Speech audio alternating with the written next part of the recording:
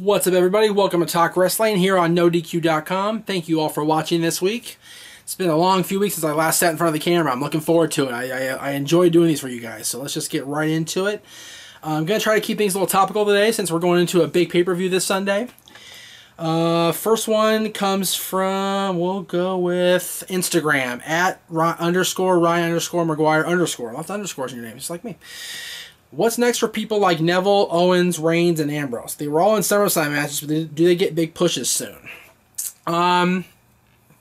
Well, with Reigns and Ambrose, you got them in a marquee match on Sunday. It's not a championship match because it's not champions, but you do have them competing in a big six-man tag with a mystery partner against the Wyatts.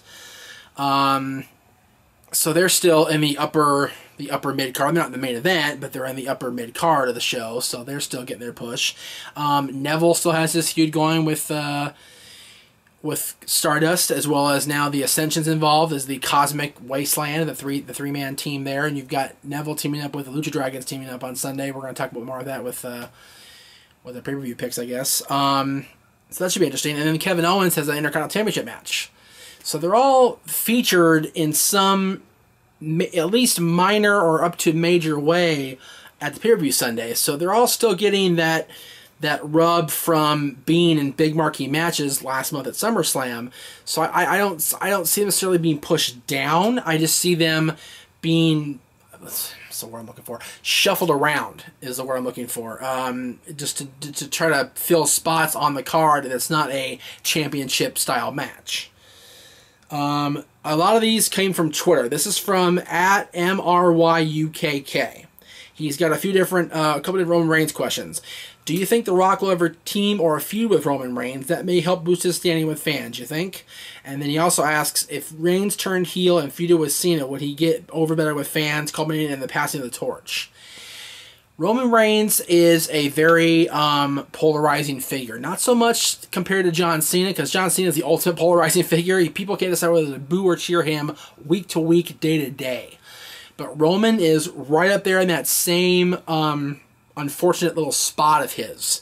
And he can't seem to win the people's praise no matter what he does, no matter who he teams with, whether it's Ambrose or his cousin Jimmy Uso or anybody. There's always that little niche of fans that are just going to just boo him and just berate him and just be on his ass.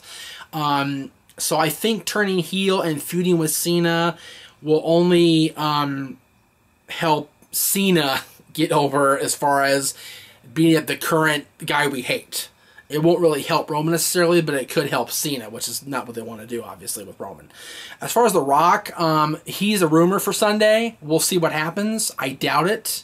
The Rock's only going to come back with a major deal, and yes, teaming with his cousin is a major deal for him, but WWE only wants The Rock back for the big marquee moment against Triple H, or teaming with Ronda Rousey, or some sort of big, huge moment. And I don't think The Rock appearing Night of Champions, although he's a former World Heavyweight Champion, is really a marquee moment that they really want to waste on The Rock. So I don't think that's going to happen on Sunday. I don't think it's going to happen anytime soon. They're gonna save The Rock for a big time deal. Let's see. Another one from @MRUKK. Do you think WWE will push Samoa Joe too hard once he hits the main roster? How would you book him? They are doing great with Joe right now. They're kind of doing this, what appears to be a slow burn between him and Finn Balor going into the Dusty Rhodes Classic Tag Team Tournament, as far as they're not quite turning Joe heel, but they're planting that little seed of doubt in your mind, saying you can tell that Joe wants a shot at Balor and the championship. He mentioned that after TakeOver Brooklyn in his post-match interview he did on WWE.com. You can tell there's motivation there for Joe to be the man in NXT. And I think teaming him with Balor is a way to get those two together right away, straight out of Brooklyn, and for them to kind of sort of build toward what's ultimately going to be a heel turn away of the other, either Joe or Balor, probably Joe.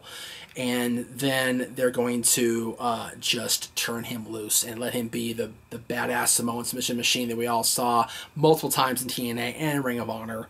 And I think it's going to be a great feud once it happens. As far as the main roster goes, I say let him be in NXT as long as he's comfortable in NXT and not force him down, you know, the main roster's fans' throat. Let him enjoy NXT, let him absorb all that, and let him be part of that. And then when they're absolutely ready and they don't have anything else for him to do in NXT, then elevate him, then put him on the main roster, then have him challenge for the Intercontinental, the U.S. Championship, and then, and only then, go for the World Championship. All right, let's do one more from MRUKK. Well, we'll do two more. We'll do this one first. Do you see Kurt Angle returning to WWE? If so, how would you book him? Is he Hall of Fame bound? That has been a major topic in wrestling lately, with Kurt Angle announcing the other day, or I don't know when it was, that he is not re-signing with TNA, and he is not going to pursue a WWE contract. So Kurt Angle, at least for the time being, is stepping away from wrestling, it appears. And I think that's so great for Kurt Angle. He is beat up. His body is all messed up. He needs significant time off. You gotta remember, when he signed with TNA 9 years ago, he was already injured and telling WWE he needed time off. So rather than WWE allowing him to take the time off, they were just riding him and riding him and riding him. So he retired and left his WWE contract behind. And then when he was ready to go, so he thought, he signed with TNA because WWE wouldn't give him what he wanted to do. They still won't. It's been 9 years. His physical health has not improved. It's only deteriorated in 9 years. So for WWE, for him to think WWE offered him a contract is ridiculous. He doesn't think that now, obviously, because he said flat out he's not pursuing a WWE contract.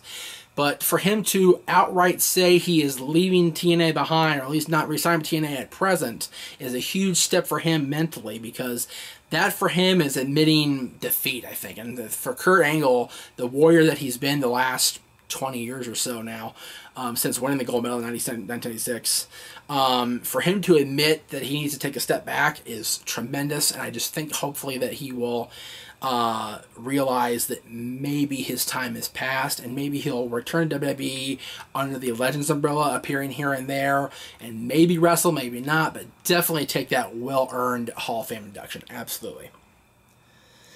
And he also asks, if any of TNA's knockouts were to jump ship, who would fare the best? Kong, Velvet, Tara, etc. Awesome Kong got her chance at WWE. She was Karma for a while, and it didn't work out. For whatever reason. She got pregnant at one point, I know that, and she miscarried, I think is what happened. She returned a couple of appearances, but never really returned full-time, and never actually competed in a sanctioned Divas match. I don't think that's really for her. I think the WWE's division is not Kong's ultimate destination. Taryn Terrell was in WWE for the longest time as Tiffany, if you remember. She was a general manager of ECW for a while. She was a wrestler also. She did a few different things. And then her and her husband at the time, Drew McIntyre, if you recall, got into a huge fight or some sort of domestic dispute or whatever, and they both ended up leaving WWE. Now they're both in TNA. So, I don't know if WWE necessarily wants Taryn back. If she were to go back, it'd be great. She's improved leaps and bounds since she left WWE and became TNA Knockouts champion recently. So for her to be in that spot would be awesome, but I don't know if it'll happen. Velvet Sky is, I think, just now reformed the Beautiful People with Madison and with Angelina. So for her to step away from what's becoming a main event slot in the Knockouts division to go back to WWE, even developmental where she was, would be a huge mistake. Her boyfriend, Bully Ray, is there, Bubba Ray is there, but I don't know if Velvet would actually work in WWE, considering where she's at in TNA now. Let's see, what else here? Got all those. Okay. Let me see. I'm just going through here reading the questions. Okay, here we go. This is from @L_Aries on Instagram. Hey Jeff, I'm a huge fan of yours from Jersey. Keep up the great work. My question for you is, do you believe that Uhaa Nation, now known as Apollo Crews, will be successful in WWE? Or will he become just like the other black superstars like Ezekiel Jackson and Big E?